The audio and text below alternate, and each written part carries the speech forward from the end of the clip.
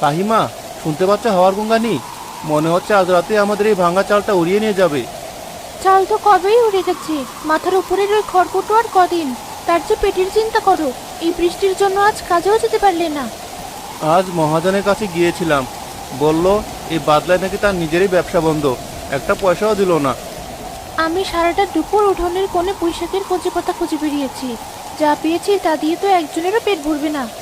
চিন্তা করো না, সৃষ্টিকর্তা যখন পেট দিয়েছেন খাবারের ব্যবস্থাও তিনিই করবেন। আজ না হয় পানি খেয়ে কাটিয়ে দিই, কাল নিশ্চয়ই একটা উপায় হবে। কতদিন আর এই কালের আশায় থাকবো বলো? আমার নিজের জন্য চিন্তা নেই, কিন্তু তুমি সারাদিন হাড় ভাঙা খাটুনি খেটে এসে যখন এক মুঠো ভাত পাও না, তখন আমার বুকটা ফেটে যায়। আমার কষ্ট দেখে তোমার চোখে জল আসে, আর তোমার এই শুকনো মুখটা দেখলে আমার পেটের সব খিদে মরে যায় ফাহিমা। এটাই তো আমাদের সম্বল। তা বটে, ঘরে এক মুঠো চাল আছে, একেবারে কোনার কলসিতে জমানো ছিল। ভেবেছিলাম কাল সকালে তোমাকে চাউ রান্না করে দেবো। না না, ওটা থাকুক, আপদ বিপদের জন্য থাকুক। বলা তো যায় না কখন কি হয়। এর চেয়ে বড় বিপদ আর কি হবে?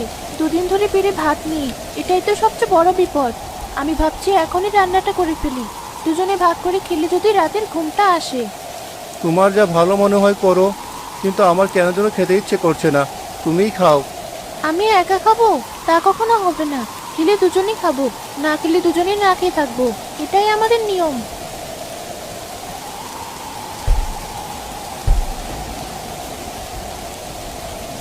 এত রাতে আবার কে এলো? আমার তো ভয় করছে। এই দুর্যোগে ভালো মানুষ ঘর থেকে বের হয় না। চোর ডাকাত এলো না তো? আরে ধুর, আমাদের ঘরে নেওয়ার মতো কি আছে যে ডাকাত আসবে? হয়তো কোনো পথিক বিপদে পড়েছে। দরজাটা খুলে দেখি। আমি কুপির আলোটা নিয়ে তোমার পেছনে দাঁড়াচ্ছি।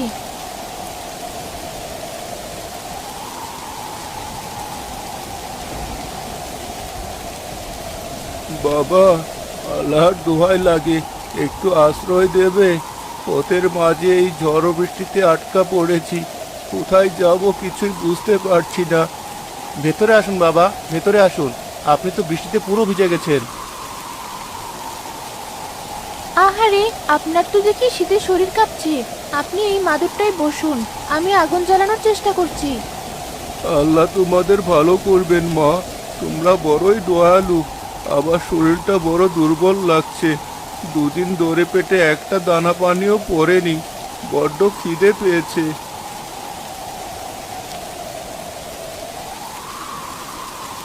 আপনি একটু জিরে নিন বাবা, আমরা আপনার খাবারের ব্যবস্থা করছি।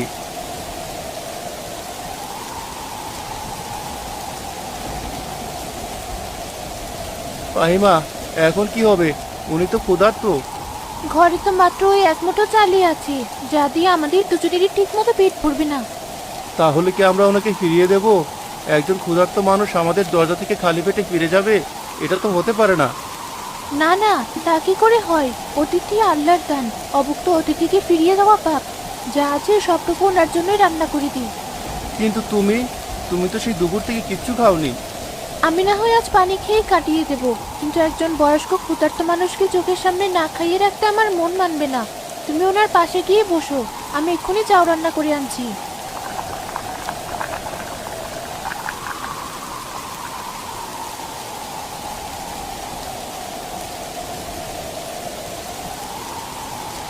বাবা, আমাদের গরিবের ঘরে এর চেয়ে ভালো কিছু দেওয়ার সামর্থ্য নেই। দয়া করে এই সামান্য খাবারটুকু গ্রহণ করুন। মা, তুমি একে সামান্য বলছো? ক্ষুধার্তের কাছে এই এক বাটি যাওই তো অমৃত।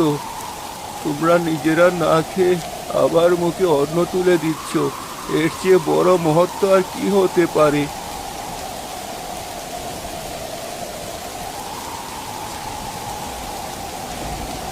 আহ, দেহে যেন প্রাণ ফিরে পেলাম। মা, তোমার হাতে জাদু আছে। আজ রাতে তোমরা আমার জন্য যা করলে আমি কোনোদিনও ভুলবো না। বাবা, ওভাবে বলে আমাদের লজ্জা দেবেন না, এটা তো আমাদের কর্তব্য ছিল। আপনি এখন নিশ্চিন্তে ঘুমিয়ে পড়ুন, আমরা আপনার জন্য কাঁথা পেতে দিচ্ছি। রতন আর ফাহিমা নিজের একটা ছেঁড়া চট গায়ে দিয়ে ঘরের এক কোণে শুয়ে পড়ে, আর বৃদ্ধকে তাদের একমাত্র ভালো কাঁথাটি দেয়। বাইরে তখনও বৃষ্টির শব্দ।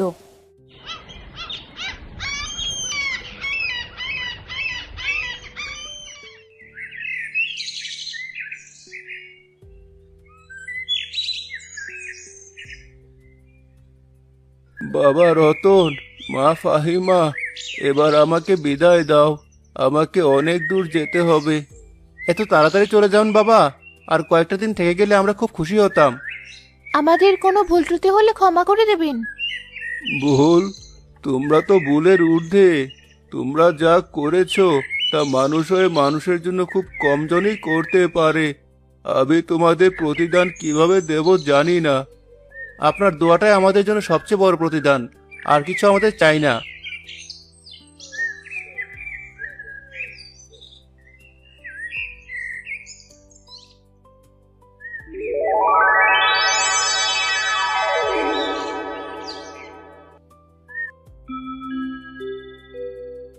মা ফাহিমা, তোমার হাতের রান্নায় জাদু আছে তা আমি গত রাতেই টের পেয়েছি। তোমার মনটাও পবিত্র, তাই তোমার রান্নাও অমৃত। আজ থেকে তোমার এই ভাঙা রান্নাঘর আর কখনো খালি থাকবে না। বাবা, এসব আপনি কি বলছেন? আমি তো কিছুই বুঝতে পারছি না। এই মাটির চুলা আজ থেকে এক জাদুর চুলা। এই চুলা তোমাদের সব অভাব দূর করে দেবে। যখনই কোনো ক্ষুধার্ত মানুষের জন্য রান্না করার ইচ্ছে হবে, শুধু একটা খালি হাঁড়ির উপর বসিয়ে দেবে। বাকি কাজ চুলা নিজেই করে নেবে। খালি হাঁড়ি বসালে রান্না হয়ে যাবে? এও কি সম্ভব? হ্যাঁ বাবা, সম্ভব। তবে আমার দুটো কথা অক্ষরে অক্ষরে পালন করতে হবে। প্রথমত, এই চুলা কেবল সৎ ও ক্ষুধার্ত মানুষের অন্ন যোগাবে। দ্বিতীয়ত, যদি কখনো কোনো লোভী মানুষ অসৎ উদ্দেশ্যে এই চুলাকে স্পর্শ করে, তবে এর সমস্ত জাদু চিরতরে শেষ হয়ে যাবে। মনে থাকবে? জি বাবা, মনে থাকবে।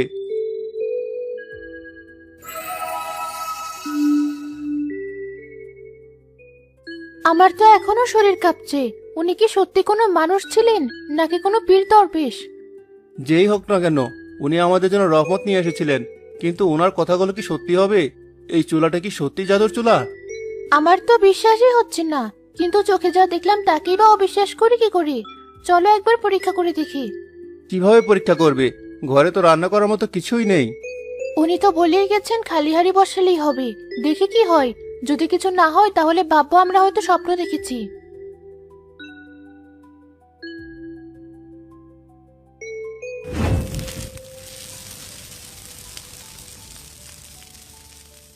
ফাহিমা, এ কি কি সুন্দর গন্ধ বেরোচ্ছে! এ তো খাঁটি ঘির গন্ধ। শুধু ঘি নয়, পোলাওয়ের চাল ভাজার গন্ধও পাচ্ছি, সাথে গরম মশলার সুবাস। আমার মাথা ঘুরছে। ফাহিমা ভয়ে কাঁপতে কাঁপতে হাড়ির ঢাকনাটা আলগা করলো। ঢাকনা সরাতে গরম বাষ্পের সাথে পোলাও আর কোরমার মনমাতানো সুবাসে পুরো ঘরটা মোমো করে উঠল। তাড়াতাড়ি এসে দেখে যাও, এ তো স্বপ্ন নয়, এ তো সত্যি। হাড়ি ভর্তি ধোয়া ওঠা বাসমতি চালের পোলাও। শুধু পোলাও নয়, পাশে রাখা একটা ছোট্ট পাত্রে মুরগির কোরমা আর এক থালায় গরম গরম পরোটা নিজে থেকেই তৈরি হয়ে গেছে। সর্বশক্তিমান আল্লাহ, তুমি সত্যি আমাদের ডাক শুনেছো। চলো, আর এক মুহূর্ত দেরি নয়। আগে পেট ভরে খাই, তারপর গ্রামের সবাইকে ডাকবো। আজ থেকে গ্রামের কোনো শিশু আর খিদে পেটে ঘুমোতে যাবে না।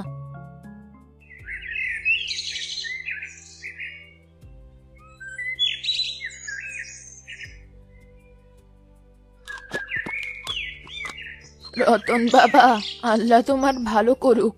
জীবনে কোনোদিন ভাবিনি এমন খাবার খেতে পারবো। রতন ভাই, কালকেও কি এমন খাবার দেবে? হ্যাঁ রে ভাই, এখন থেকে রোজ এমন খাবার হবে। তোদের আর কখনো না খেয়ে থাকতে হবে না। ফাহিমা বোন, তোমার হাতে সত্যিই জাদু আছে। এমন রান্না তো রাজার বাড়ির বাবুর্চিও করতে পারবে না। এ আমার হাতের জাদু নয় বোন, এসবই সৃষ্টিকর্তার দয়া। গ্রামেই আনন্দের খবর ছড়িয়ে পড়ল। কিন্তু এই আনন্দের মাঝে বিষাদের ছায়া ফেলল গ্রামের ক্ষমতাশালী ও লোভী মাতব্বর হাসিম খানের নজর। কানের মাথা খেয়েছিস নাকি তোরা? আমি যা শুনছি তা কি সত্যি? জি হুজুর, অক্ষরে অক্ষরে সত্যি।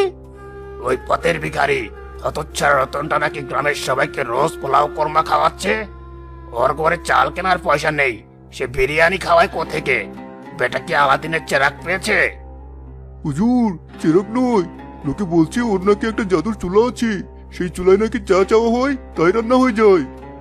কি বললি? জাদুর চুলা? তার মানে তো এক অক্ষয় ভান্ডার। আমি এত টাকা পয়সার মালিক হয়েও রোজ ডাল ভাত খাই, আর ওই পথের ফকিরটা ভাও খাওয়াচ্ছে। এ তো ঘোর অবিচার। হুজুর, গ্রামের সবাই এখন রতন আর ফাহিমার নামে ধন্য ধন্য করছে। আপনার নাম তো কেউ আর মুখেই আনে না। বটে, আমার রাজত্বে আরেকজন রাজা হতে চাইছে। ওই চোলাই গরিবের ভাঙা করে মানায় না। ওটার আসল জায়গা হলো আমার এই রাজপ্রাসাদে।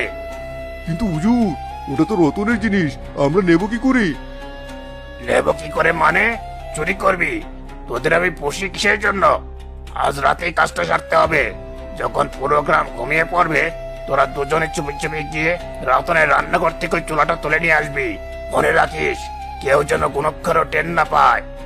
যদি ধরা পড়ে যায় হুজুর? আরে, এই গ্রামের আইন কানুন তো আমিই বানাই। কে তোদের ধরবে? যা যা বলছি কর। কাজটা ঠিকঠাক করতে বললে তোদের জন্য বিশেষ পুরস্কার আছে। আমি ওই চোলাদের শহরের 5টা বিরিয়ানির দোকান খুলবো। তখন টাকা দিয়ে বিছানা বানিয়ে ঘুমাবো। আহ, আহ, আহ, আহ, আহ।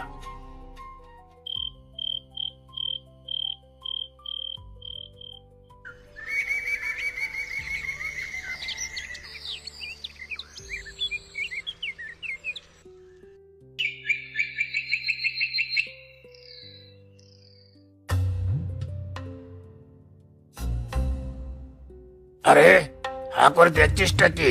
সবচেয়ে বড় পিতলের ডেকটা বসা চুলার উপর। আজ আমি আমার জাদুর চুলায় রান্না করা রাজকীয় খাসির বিরিয়ানি খাবো। কিন্তু মাতাব্বর সাহেব, চুলায় তো আগুন নেই, কাঠ কলে কিছু তো দেননি, রান্নাটা হবে কিভাবে? আহাম্মক, এটা সাধারণ চুলা নাকি? এটা জাদুর চুলা। এটা নিজে নিজেই জ্বলে। তোকে যা বলছি তাই কর। ডেকটা বসা।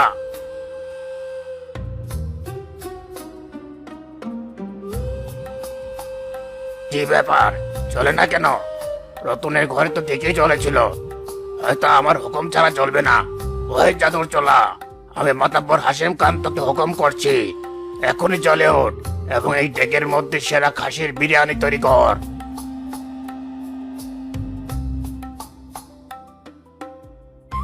আমার হুকুমও মানছে না? তারা, আমি তোকে জ্বালিয়ে ছাড়ছি।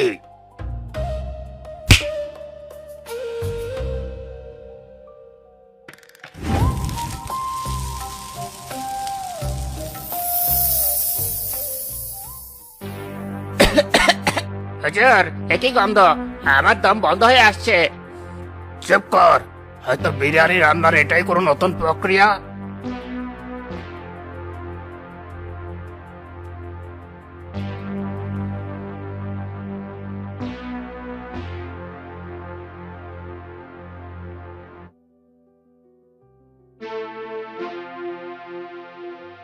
বাঁচাও, আমাকে বাঁচাও। কে কোথায় আছিস? এই অভিশাপ বন্ধ কর। আমার চোখ জ্বলে গেল, আমার দম আটকে গেল, আমি মরে গেলাম রে। তুমি কি সর্বনাশ করলে? নিজের লোভে পড়ে পুরো বাড়িটাকে জাহান্নাম বানিয়ে ছাড়লে। এখন উপায় কি হবে? উপায়? ও উপায় একটা আছে। কামাল, জামাল, তোরা কোথায় মরলি? জি হুজুর, এই তো পাশে আছি। এক্ষুনি যা, দৌড়ে যা। রতন আর ফাহিমাকে হাত পা ধরে আমার কাছে নিয়ে আয়। বলবি আমি মরে যাচ্ছি। ওদের ছাড়া এই অভিশাপ কেউ বন্ধ করতে পারবে না। যা, তাড়াতাড়ি যা।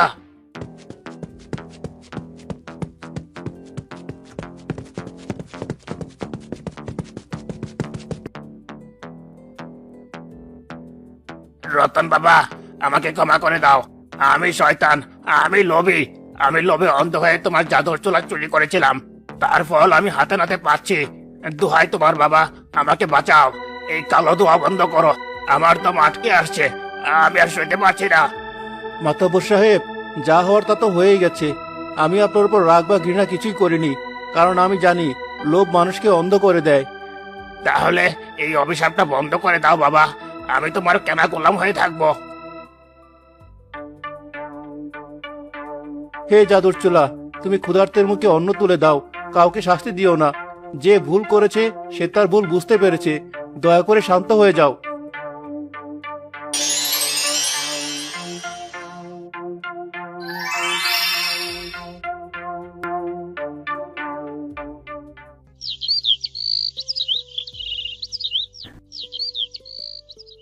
রতন আর ফাহিমার ভাঙা কুড়ে ঘরের পাশে এখন একটা সুন্দর পাকা রান্নাঘর। মাতব্বর হাশেম খান নিজের খরচে প্রায়শ্চিত্ত হিসেবে এটি তৈরি করে দিয়েছে। সেই রান্নাঘরের ভেতরে সযত্নে বসানো আছে জাদুর চুলাটি।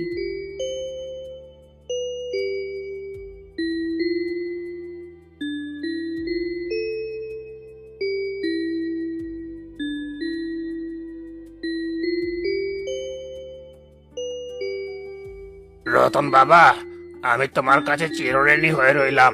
তুমি শুধু আমার প্রাণী বাঁচাওনি, আমার ভেতরের মানুষটাকেও বাঁচিয়েছো। ওসব কথা ভুলে যান মাতব্বর সাহেব। আপনি যে নিজের ভুল বুঝতে পেরেছেন, এটাই সবচেয়ে বড় কথা। আমি প্রতিজ্ঞা করছি, আজ থেকে এই গ্রামের কোনো মানুষের উপর আমি আর কোনোদিনও কোনো অত্যাচার করব না, বরং আমার সম্পত্তি দিয়ে আমি গরিবদের সেবা করব। তোমার এই রান্নাঘরে যখন এই চাল ডাল মশলার প্রয়োজন হবে, আমাকে শুধু একটা খবর দেবে। এর আর প্রয়োজন হবে না মাতব্বর সাহেব। যার ঘরে এমন জাদুর চুলা থাকে তার আর কিছুর অভাব হয় না। আপনি শুধু সবার জন্য দোয়া করবেন।